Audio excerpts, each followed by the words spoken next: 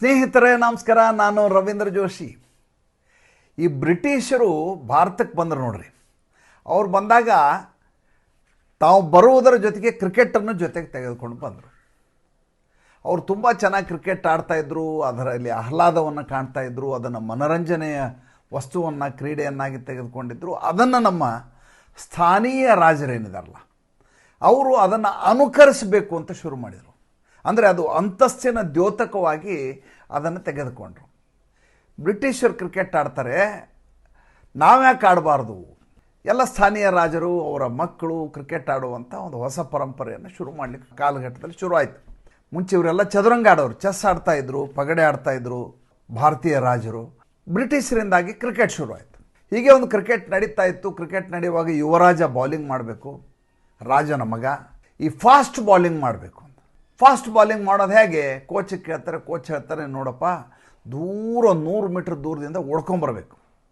ಓಡ್ಕೊಂಬಂದು ಬಾಲನ್ನು ಹಾಕಬೇಕು ಬ್ಯಾಟ್ಸ್ಮನ್ಗೆ.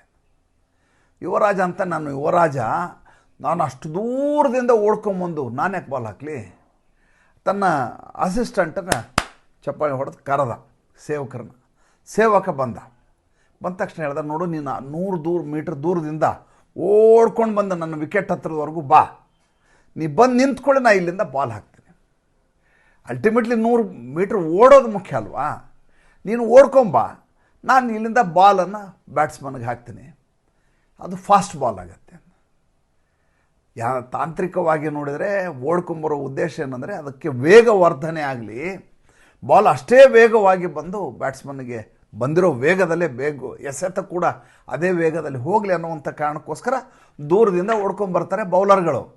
ಆದರೆ ಈ ಯುವರಾಜನಿಗೆ ನಾನು ಯಾಕೆ ಓಡಬೇಕು? ಓಡಲಾರ್ದೇನೂ ಬೌಲಿಂಗ್ ಮಾಡ್ಬೋದಲ್ಲ, ಸ್ಪೀಡ್ ಬೌಲಿಂಗು, ಫಾಸ್ಟ್ ಬೌಲಿಂಗು ಅಂತ ಆತ ಅಂದ್ಕೊಂಡಿರ್ತಾನೆ. ಈ ಘಟನೆಯನ್ನು ಯಾಕೆ ಹೇಳಿದೆ ಅಂದರೆ, ಮೊನ್ನೆ ಬಿಹಾರದಲ್ಲಿ ನಡೆದ ಚುನಾವಣೆ ಇದೆಯಲ್ಲ, ಬಿಹಾರದ ಚುನಾವಣೆ ತಗೊಳ್ಳಿ, ಹರಿಯಾಣದ ಚುನಾವಣೆ ತಗೊಳ್ಳಿ, ಮಹಾರಾಷ್ಟ್ರದ ಚುನಾವಣೆ ತೆಗೆದುಕೊಳ್ಳಿ.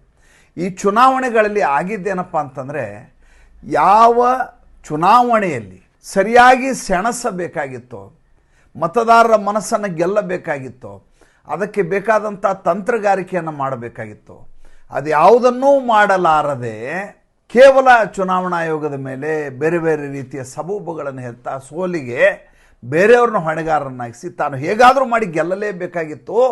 ನಾನು ಗೆಲ್ಲದೇ ಇರೋದಕ್ಕೆ ನಾನು ಕಾರಣ ಅಲ್ಲ, ಉಳಿದ ಎಲ್ಲ ವಿದ್ಯಮಾನಗಳ ಕಾರಣ ಅಂತ ಬಿಂಬಿಸುವ ಪ್ರಯತ್ನ ನಡೀತು. ಅದಕ್ಕೊಂದು ಉದಾಹರಣೆಯನ್ನು ಬಿಹಾರದ ಚುನಾವಣೆ ಸಂದರ್ಭದಲ್ಲಿ ಹೇಳಿಬಿಡ್ತೇನೆ. ದೇವೇಂದ್ರ ಫಡ್ನವೀಸ್ ಅವರು ಪಾಟ್ನಾಗೆ ಬಂದಿದ್ದರು ಚುನಾವಣೆ ಪ್ರಚಾರದ ಸಂದರ್ಭದಲ್ಲಿ. ಎಲ್ಲ ರಾಜ್ಯದ ಮುಖ್ಯಮಂತ್ರಿಗಳು ಹೋಗಿದ್ದರು. ಅದು ವಿಶೇಷವಾಗಿ ಭಾರತೀಯ ಜನತಾ ಪಾರ್ಟಿಯಿಂದ ಭಾಳಷ್ಟು ಜನ ನಾಯಕರು ಬಿಹಾರದಲ್ಲಿ ಚುನಾವಣೆಯಲ್ಲಿ ಪಾಲ್ಗೊಂಡಿದ್ದರು. ಅದರಲ್ಲಿ ದೇವೇಂದ್ರ ಫಡ್ನವೀಸ್ ಕೂಡ ಒಬ್ಬರು. ದೇವೇಂದ್ರ ಫಡ್ನವೀಸ್ ಪಾಟ್ನಾಗೆ ಬರ್ತಾರೆ. ಒಂದು ಪಂಚತಾರಾ ಹೋಟ್ಲ್ನಲ್ಲಿ ಅವರಿಗೆ ರೂಮನ್ನು ರಿಸರ್ವ್ ಮಾಡಲಾಗಿರುತ್ತೆ. ಬರ್ತಾರೆ. ಅಲ್ಲಿಂದ 5 ಗಂಟೆಗಳ ಪ್ರವಾಸದ ನಂತರ ಇರುವಂಥ ಒಂದು ಊರಿನಲ್ಲಿ ಅವರ ಚುನಾವಣಾ ರ್ಯಾಲಿಯನ್ನು ಆಯೋಜಿಸಲಾಗಿರುತ್ತೆ. ನೋಡ್ತಾರೆ, ಹವಾಮಾನ ವೈಪರೀತ್ಯದಿಂದಾಗಿ ನಿಮ್ಮ ಹೆಲಿಕಾಪ್ಟರ್ ಅಲ್ಲಿಗೆ ಹಾರೋದಿಲ್ಲ ಅಂತ ಹೇಳ್ತಾರೆ. ಬಂದುಬಿಟ್ಟಿದ್ದಾರೆ ಬಾಂಬೆಯಿಂದ. ಈಗ ಇಲ್ಲಿಂದ ಮುಂದೆ ಹೋಗ್ಲಿಕ್ಕೆ ಆಗೋದಿಲ್ಲ. ಹೆಲಿಕಾಪ್ಟರು ಕ್ಲೌಡಿ ಇರೋದರಿಂದ ಮಳೆ ಬರ್ತಾ ಇತ್ತು, ಆಮೇಲೆ ಮೋಡ ಕವಿದ ವಾತಾವರಣ ಆಗಿತ್ತು, ಹೆಲಿಕಾಪ್ಟರ್ ಹಾರಲ್ಲ ಅಲ್ಲಿಗೆ ಅಂತ ಬಂದು ಹೇಳ್ತಾರೆ ಅವ್ರಿಗೆ ಕಾರ್ಯಕ್ರಮದ ಆಯೋಜಕರು.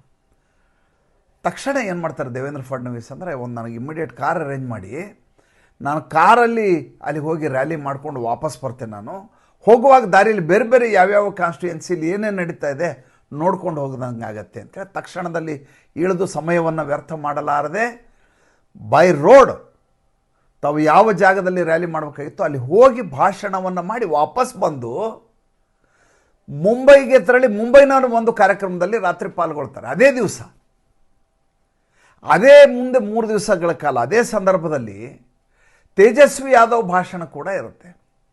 ತೇಜಸ್ವಿ ಯಾದವ್ಗೂ ಇದೇ ಮಾತನ್ನು ಹೇಳ್ತಾರೆ, ಈ ರೀತಿ ಹವಾಮಾನ ವೈಪರೀತ್ಯ ಇದೆ, ಹೆಲಿಕಾಪ್ಟರ್ ಹಾರಲ್ಲ, ನಿಮ್ಗೆ ಯಾವ್ಯಾವ TP ಹಾಕ್ಕೊಳ್ಲಾಗಿತ್ತು, ಟೂರ್ ಪ್ರೋಗ್ರಾಮ್ ಅಂತ ಏನು ಹೇಳ್ತಾರೆ, ಎಲ್ಲೆಲ್ಲಿ ಚುನಾವಣಾ ರ್ಯಾಲಿ ಮಾಡಬೇಕು ಅಂತ ಪ್ಲ್ಯಾನ್ ಮಾಡಲಾಗಿತ್ತು, ಅದು ಈಗ ಇಂಪ್ಲಿಮೆಂಟ್ ಅನುಷ್ಠಾನ ಮಾಡ್ತಾರೋದು ಕಷ್ಟ ಆಗತ್ತೆ ಅಳವಡಿಸೋದು.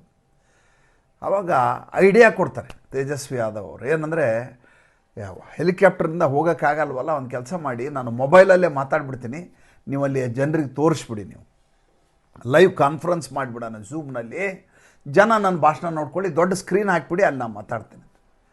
ಈತ ಅಲ್ಲಿಗೆ ಹೋಗೋದೇ ಇಲ್ಲ, ಇಲ್ಲೇ ಕೂತು ಭಾಷಣ 3 ದಿವಸವೂ ಹಾಗೆ ಸಮಯ ಕಳೆದ್ಬಿಡ್ತಾರೆ. ಅದೇ ಸಂದರ್ಭದಲ್ಲಿ ರಾಹುಲ್ ಗಾಂಧಿ ಮುಖೇಶ್ ಸೈನಿ ಅಂತೇಳಿ ಉಪಮುಖ್ಯಮಂತ್ರಿ ಅಭ್ಯರ್ಥಿ ಅಂತ ಘೋಷಿಸ್ಕೊಂಡಿದ್ನಲ್ಲ, VIP ಅಂತ ಆತನ ಪಾರ್ಟಿ ಹೆಸರು, ಆತನ ಕರ್ಕೊಂಡು ಜಲಕ್ರೀಡೆಗೆ ಹೋಗಿರ್ತಾರೆ. ಜಲಕ್ರೀಡೆಗೆ ಹೋಗಿ ಅಲ್ಲಿ ಮೀನು ಹಿಡಿತೀನಿ ಅಂತ ಅಲ್ಲಿ ಜೊತೆ ಮೀನುಗಾರರ ಜೊತೆ ಮಾತಾಡ್ತಾರೆ. ಮುಖೇಶ್ ಸೈನಿ ಒಂದು ಮೀನನ್ನು ಹಿಡಿತಾರೆ. ಹಿಡಿದ ಮೀನನ್ನು ಕೂಡ ರಾಹುಲ್ ಗಾಂಧಿ ಕೈಯಲ್ಲಿ ಕೊಟ್ಟಾಗ ಅದನ್ನ ಹಿಡ್ಕೊಂಡು ಅದನ್ನು ರಕ್ಷಿಸಲಿಕ್ಕೆ ಅವ್ರ ಕಡೆ ಆಗೋದಿಲ್ಲ, ಅಲ್ಲಿಂದ ಕೈ ಜಾರಿ ಬಿದ್ದು ಬಿಡ್ತದೆ. ಅದು ಅವ್ರ ಉದ್ದೇಶ ಮೀನು ಹಿಡಿಯೋದಾಗಿದ್ದರೆ ಬಲೆ ಹಾಕಿ ಮೀನು ಹಿಡಿಯೋರು, ಇವರು ನೀರಿನಲ್ಲಿ ಹಾರ್ತಾರೆ. ಕೇಳಿದರೆ ನಾನು ಮೀನು ಹಿಡಿಲಿಕ್ಕೆ ಬಂದಿದ್ದೀನಿ, ಮೀನುಗಾರರ ಜೊತೆ ಚರ್ಚೆ ಮಾಡ್ತೀನಿ ಅಂತ ಮೀನುಗಾರರ ಜೊತೆ ಇವರ ಅನುಸಂಧಾನ ತೋರಿಸ್ಲಿಕ್ಕೆ ಹೋಗ್ತಾರೆ. ಇನ್ನೊಂದು ಕಡೆ ಮನೆಗೆ ಪೇಂಟ್ ಹೊಡೆಯುವಂಥ ಕೆಲಸಗಾರ ಪಾಪ ಕೆಲಸ ಮಾಡ್ತಿರ್ತಾರೆ. ಇವರು ಅಲ್ಲಿ ಪಟ್ಟಿ ಮಾಡೋದು ಹೇಗೆ ಅಂತ ಅವ್ರ ಜೊತೆ ಚರ್ಚೆ ಇವ್ರದ್ದು, ರಾಹುಲ್ ಗಾಂಧಿದು.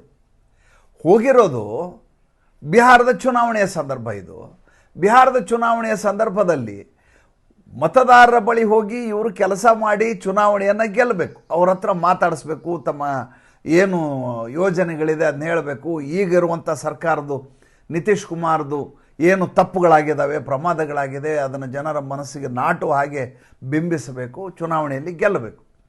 ಆದರೆ ರಾಹುಲ್ ಗಾಂಧಿ ಪೇಂಟ್ ಹಚ್ಚೋದು ಹೆಂಗೆ ಅಂತ ಮಾತಾಡೋದು, ಮೀನು ಹಿಡಿಲಿಕ್ಕೆ ನೀರಿನೊಳಗೆ ಜಂಪ್ ಮಾಡೋದು, ಇದನ್ನೆಲ್ಲ ರಾಹುಲ್ ಗಾಂಧಿ ಮಾಡ್ತಾರೆ. ತೇಜಸ್ವಿ ಯಾದವ್ ಇಬ್ಬರನ್ನ ಮಾಧ್ಯಮದಲ್ಲಿ ಮಾತಾಡಲಿಕ್ಕೆ ಕಳಿಸ್ತಾರೆ.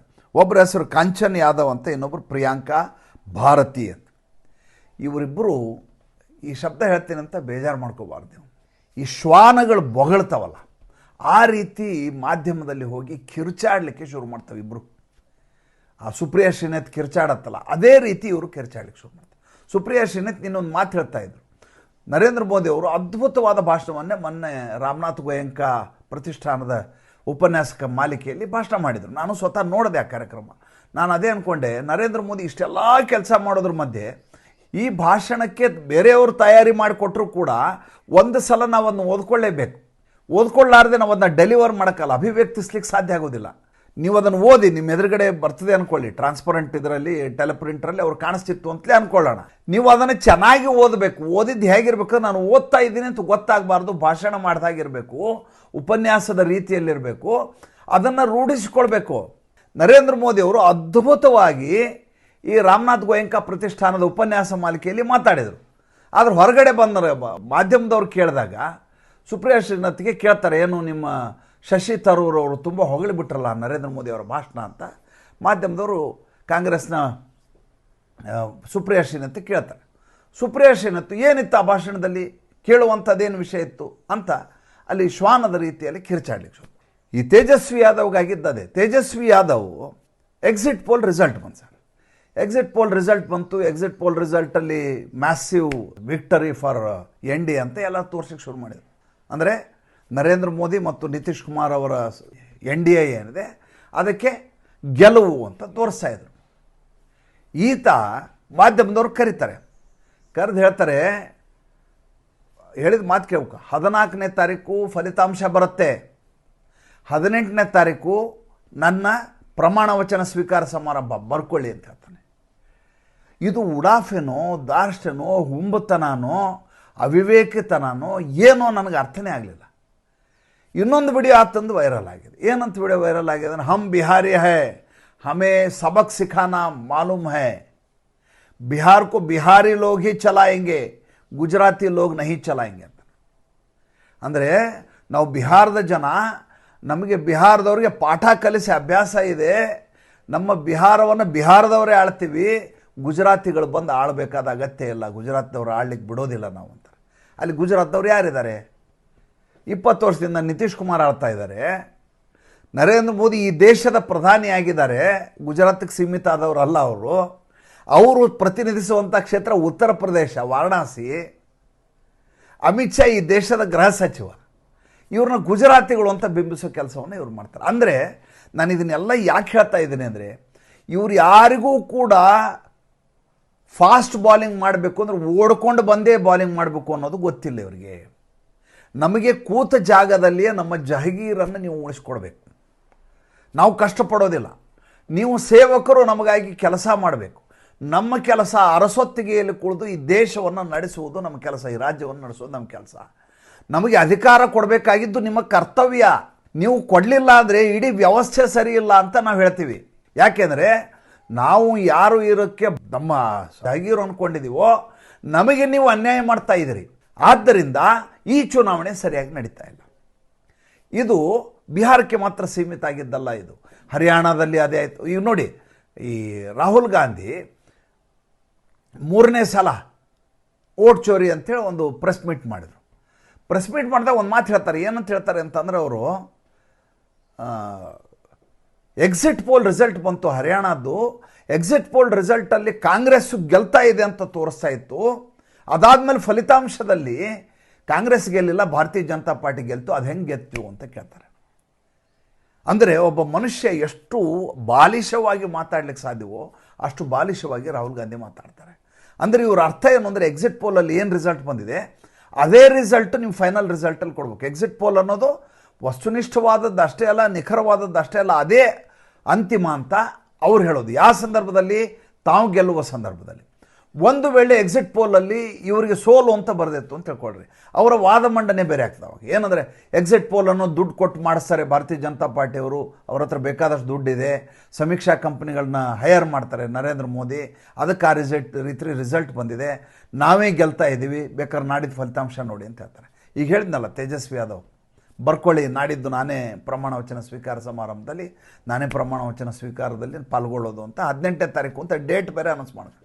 ಪ್ರಮಾಣ ವಚನದ ದಿನಾಂಕವನ್ನು ಕೂಡ ಹೇಳಿಬಿಟ್ರು ತೇಜಸ್ವಿ ಯಾದವ್. ಇದು ಈಗ ಇರುವಂಥ ವಿಪಕ್ಷಗಳ ಸ್ಥಿತಿ. ಆದರೆ 35 ವರ್ಷದ ತೇಜಸ್ವಿ ಯಾದವ್ನನ್ನು 55 ವರ್ಷದ ದೇವೇಂದ್ರ ಫಡ್ನವೀಸು ಅವ್ರಿಗಿಂತ ಹೆಚ್ಚು ಕೆಲಸ ಮಾಡಿ ತೋರಿಸಿ ಯಶಸ್ಸನ್ನು ಗಳಿಸಿದರು. ಅವ್ರಿಗಿಂತ 20 ವರ್ಷ ಜಾಸ್ತಿ, 75 ವರ್ಷ ನಿತೀಶ್ ಕುಮಾರು ಆರೋಗ್ಯ ಸರಿ ಇದೆಯೋ ಇಲ್ವೋ, ನೆನಪಿನ ಶಕ್ತಿ ಸರಿ ಇದೆಯೋ ಇಲ್ಲೋ, ಮೇಧಾಶಕ್ತಿ ಸರಿ ಇದೆಯೋ ಇಲ್ಲೋ ಗೊತ್ತಿಲ್ಲ, ಆದರೆ ಎಲ್ಲ ಕಡೆ ಓಡಾಡಿ ಚುನಾವಣೆಯನ್ನು ಗೆದ್ಕೊಂಬಂದರು. ಯಾಕೆ ಗೆತ್ತು ಬಿಹಾರದಲ್ಲಿ ಭಾರತೀಯ ಜನತಾ ಪಾರ್ಟಿ ಎನ್ ಡಿ ಯಾಕೆ ಗೆತ್ತು ಅಂದರೆ ಭಾಳ ಸಿಂಪಲ್ ಇದೆ ಸರ್. ಈ 35 ವರ್ಷದ ರಾಜಕಾರಣ ಏನಿದೆಯಲ್ಲ ಬಿಹಾರದ್ದು, ಮುಂಚೆ ಆಳಿದಂಥ 15 ವರ್ಷ, ಅದಾದಮೇಲೆ 20 ವರ್ಷ, 35 ವರ್ಷದ ರಾಜಕಾರಣದಲ್ಲಿ ಕಾಂಗ್ರೆಸ್ಸು RJD ಅವ್ರದ್ದೆಲ್ಲ ಒಂದೇ ಮನಸ್ಥಿತಿ ಏನಂದರೆ, ನಾವು ಕೇವಲ ಇಬ್ಬರನ್ನು ಓಲೈಸ್ಬಿಟ್ರೆ ಸಾಕು, ನಮ್ಗೆ ಬೇರೆ ಯಾರು ಬೇಡ ಅಂತ ಅವ್ರು ತೀರ್ಮಾನ ಮಾಡಿದರು. ಯಾರು? ಒಂದು MY ಕಾಂಬಿನೇಷನ್, ಒಂದು ಯಾದವರು, ಇನ್ನೊಂದು ಮುಸಲ್ಮಾನರು. ಇವರಿದ್ದು ಬಿಟ್ಟರೆ ನಾವು ಗೆದ್ದು ಬಿಡ್ತೀವಿ, ನಮ್ಗೆ ಯಾರೂ ಬೇಕಾಗಿಲ್ಲ, ಯಾದವ್ ಅನ್ನೋದು ನಮ್ಮ ಹೆಸರಲ್ಲೇ ಇದೆ, ಮುಸಲ್ಮಾನರಿಗೆ ನಮ್ಮನ್ನು ಬಿಟ್ಟರೆ ಬೇರೆ ಗತಿ ಇಲ್ಲ ಅಂತೇಳಿ ಪ್ರಚಾರವನ್ನೇ ಮಾಡಲಾರದೆ ಅಸಾದುದ್ದೀನ್ ಓವೈಸಿ 5 ಸೀಟುಗಳನ್ನು ಗೆದ್ಕೊಂಡು ಹೊರಟೋಗ್ಬಿಟ್ರು. ಹೆಂಗೆ ಸ್ವಾಮಿ? ಅದ್ರ ಬಗ್ಗೆ ಬೇರೆ ವಿಡಿಯೋ ಮಾಡ್ತೀನಿ, ಭಾಳ ಚೆನ್ನಾಗಿದೆ ಅದು. ಅಸಾದುದ್ದೀನ್ ಓವೈಸಿಯ ಬಗ್ಗೆ ತುಂಬ ಮಾತಾಡೋದಿದೆ ನನಗೆ, ತುಂಬ ದಿನ ಆಗಿದೆ ಮಾತಾಡ್ತೀನಿ. ಆದರೆ ಮತದಾರರು ಏನು ನೋಡಿದರು? ಮತದಾರ ನೀನು ಯಾದವನ ಅಂತ ನೋಡಲಿಲ್ಲ, ನೀನು ಮುಸಲ್ಮಾನ ಅಂತ ನೋಡಲಿಲ್ಲ. ಮತದಾರರು ಇಲ್ಲಿ ಕೆಮಿಸ್ಟ್ರಿ ಯಾರ್ದು ಚೆನ್ನಾಗಿದೆ, ಎರಡು ಪಕ್ಷಗಳು ಹೇಗೆ ಒಗ್ಗಟ್ಟಿನಿಂದ ಚುನಾವಣೆಯನ್ನು ಎದುರಿಸಿದ್ದಾವೆ, ನಾಳೆ ಇವರು ನಮಗೆ ಸುರಕ್ಷಿತವಾದಂಥ ಬಿಹಾರವನ್ನು ಉಳಿಸ್ಕೊಡ್ತಾರೆ, ನರೇಂದ್ರ ಮೋದಿ ಆಡಿದ ಹಾಗೆ ನಡ್ಕೋತಾರೆ, ಕೇಂದ್ರದಲ್ಲಿ ಪ್ರಧಾನಮಂತ್ರಿ ಆಗಿದ್ದಾರೆ, ಅವ್ರ ಹತ್ರ ದುಡ್ಡಿದೆ, ಎಷ್ಟು ಬೇಕಾದ್ರೂ ದುಡ್ಡನ್ನು ಪಂಪ್ ಮಾಡಬಲ್ಲರು ಬಿಹಾರಕ್ಕೆ, ಅವ್ರಿಗೆ ಓಟ್ ಹಾಕಿದ್ರೆ ನಮ್ಮ ರಾಜ್ಯಕ್ಕೆ ಲಾಭ ಇದೆ ಅಂತ ಮತದಾರರು ಓಟ್ ಹಾಕಿದರು. ಇದು ಕಾಂಗ್ರೆಸ್ಗೂ ಅರ್ಥ ಆಗಲಿಲ್ಲ, ತೇಜಸ್ವಿ ಯಾದವ್ನ RJDಗೂ ಅರ್ಥ ಆಗಲಿಲ್ಲ. ರಾಜಕಾರಣ ಅಂದರೆ ಇದೆ, ಮುಂದಿನ ದಿನಗಳಲ್ಲಿ ಇದೇ ರೀತಿಯಾದಂಥ ರಾಜಕಾರಣ ಮುಂದುವರಿಯುತ್ತೆ. ಕಾಂಗ್ರೆಸ್ಸು ಬದಲಾಗಿ ಏನೋ ನರೇಂದ್ರ ಮೋದಿ ಅವ್ರಿಗೆ ಸೆಡ್ ಹೊಡಿತೀನಿ ಅಂತ ಯಾವತ್ತೂ ಕಲ್ಪನೆಯನ್ನು ಇಟ್ಕೊಬಿಡಿ. ಇನ್ನು 5 ವರ್ಷ ಆದಮೇಲೆ ತೇಜಸ್ವಿ ಯಾದವ್ ಫಾಸ್ಟ್ ಬಾಲಿಂಗಿಗೆ ಓಡ್ಕೊಂಬಂದು ಬಾಲ್ ಹಾಕ್ತಾರೆ ಅಂತ ಖಂಡಿತ ಕಲ್ಪನೆಯನ್ನು ಕೂಡ ಮಾಡ್ಕೋಬೇಡಿ. ಮತ್ತೆ ಮುಂದಿನ ಸಂಚಿಕೆಯಲ್ಲಿ ಮಾತಾಡ್ತೀನಿ. ಸಂಚಿಕೆ ಇಷ್ಟ ಆಗಿದ್ದರೆ ಲೈಕ್ ಮಾಡಿ, ಫಾಲೋ ಮಾಡಿ, ಶೇರ್ ಮಾಡಿ. ನಮಸ್ಕಾರ.